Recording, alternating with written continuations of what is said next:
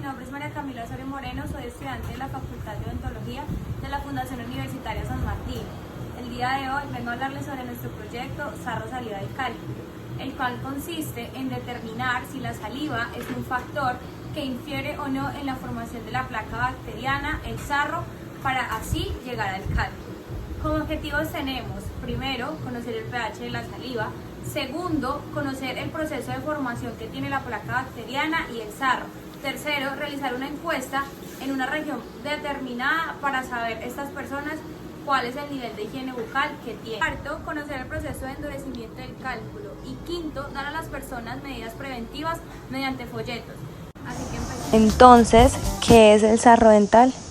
Lo definimos como la placa bacteriana que se ha endurecido sobre los dientes debido al depósito de minerales. Entonces, ¿cómo le llamamos a ese endurecimiento? Lo denominamos cálculos dentales. ¿Pero qué es la saliva? Este líquido es producido por las glándulas salivares y está compuesto de agua, iones de sodio, potasio, cloruro, bicarbonato, fosfatos, lisozima, enzimas y estaterina.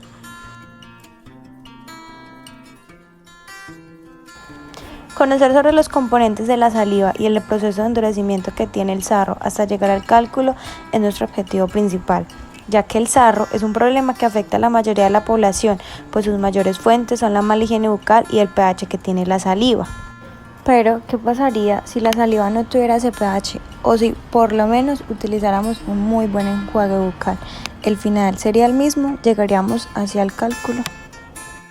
Primero realizaremos encuestas a niños, adolescentes, adultos y adultos mayores con preguntas como hábitos de higiene, asistencia al dentista, conocimientos sobre la seda y el enjuague bucal, frecuencia de cepillado y enfermedades dentales. Pero antes de mostrar los resultados, miraremos qué opinan los especialistas. Hola, mi nombre es Gustavo Arcila, soy odontólogo de la Universidad Autónoma Manizales y ortodoncista de la Universidad de Sao Paulo en Brasil. El día de hoy vamos a hablar un poquito sobre placa bacteriana y cálculos dentales. La placa bacteriana es una película de comida que contiene bacterias, la cual se adhiere a nuestras superficies de los dientes. Esto sucede cada vez que nos alimentamos. Si esta película de comida no se retira adecuadamente de los dientes, produce una inflamación de las encías, sangrado y enrojecimiento, a lo cual lo llamamos gingivitis.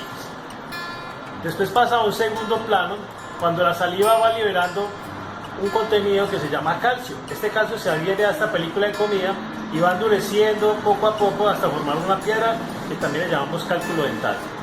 Este cálculo dental es muy fuerte y se adhiere fuertemente a la superficie del diente y debe ser removido especialmente por un odontólogo.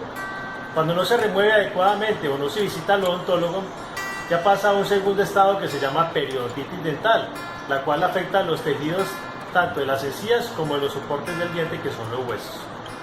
A esto le llamamos una enfermedad periodontal llamada periodontitis. No se olvide visitar al odontólogo 2 veces al año como mínimo y hacerse un cepillado por lo menos 4 veces al día. Estas fueron las estadísticas obtenidas. Como estadística final de presencia del sarro en los dientes, tenemos que es más común en los adultos mayores, abarcando un 45%, los adultos un 36%, los adolescentes un 14% y los niños un 5% de 100. Por esto nos surgieron varias preguntas. Primero, ¿por qué la saliva infiere en el desarrollo del sarro o la placa bacteriana? Segundo, ¿cuántos días de diferencia habría para endurecer esta placa adquirida si utilizáramos enjuague bucal? Y tercero, ¿será que el pH de la saliva afecta en el proceso de endurecimiento? Para esto utilizaremos como materiales agua, alcohol etílico, dientes naturales, un reloj, el enjuague bucal, saliva y copas. Metodología. Colocaremos un diente en una copa sumergido con saliva, otro con alcohol, otro con enjuague bucal y el último con agua. La saliva se depositará cada 6 horas, siendo la más fuerte la primera dosis, que es cuando la persona se levanta. El alcohol, el agua y el enjuague bucal se depositarán cada 24 horas.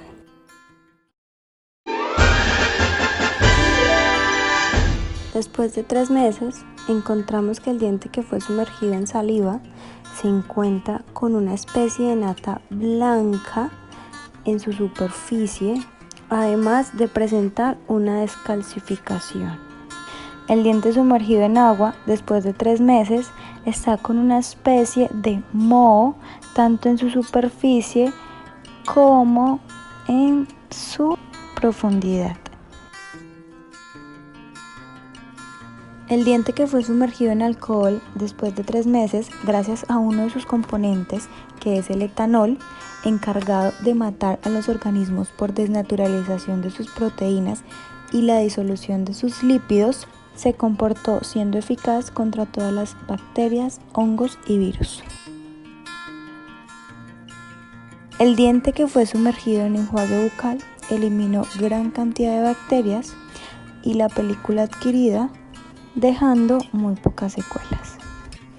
Sobreentendemos entonces que para evitar todas estas patologías solo necesitamos de una muy buena higiene oral, pero es mejor que esto nos explique una profesional.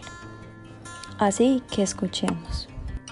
Hola, soy Mireya Moreno, odontóloga egresada de la Fundación Universitaria San Martín, especialista en implantología oral en la Universidad Metropolitana de Santos, en Santos de Brasil. Quiero contarles que la placa bacteriana es un fenómeno natural que siempre se va a presentar en nuestros pacientes. La mejor forma de prevenir la placa bacteriana es una buena técnica de cepillado y el uso adecuado de la seda dental. Cuando esa placa bacteriana sufre un proceso de calcificación y se denomina de ahora en adelante cálculo dental, se presenta en nuestros pacientes, tenemos que tener en cuenta que hay 2 tipos de cálculos. Hay cálculos supragingivales y hay cálculos subgingivales. Los cálculos supragingivales muchas veces el paciente en su casa los detecta y esto hace que él acuda a la consulta. Los cálculos subgingivales son más difíciles de detectar y solamente nosotros como odontólogos lo vamos a poder lograr y se lo vamos a indicar al paciente.